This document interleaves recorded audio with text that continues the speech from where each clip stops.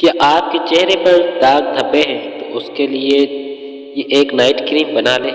इंशाल्लाह सारे दाग धब्बे गायब हो जाएंगे। एक अदद प्याली लें, उसमें एलोवेरा जेल और अर्क गुलाब लें, फिर उसमें विटामिन ई के 2 कैप्सूल डालें।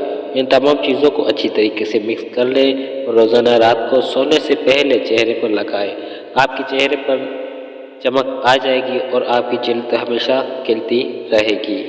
जो कहते हैं कि खाते ही हमारी फौरी हाजमा हो जाए, इसके लिए आपको क्या करना है, छोटी इलायची के बीज, सौंफ और ज़ीरा सब हम वज़न लेकर ज़रा सा भून लें और फिर पीस कर मिक्स कर लें।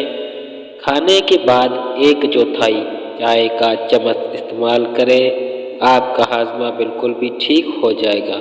ये लाजवाब नुस्खा है। तो वीडियो अच्छी लगी चैनल को सब्सक्राइब, वीडियो को लाइक शेयर ज़रूर कर देना है। मिलते हैं नेक्स्ट वीडियो में। Thanks for watching. अल्लाह हाफिज़।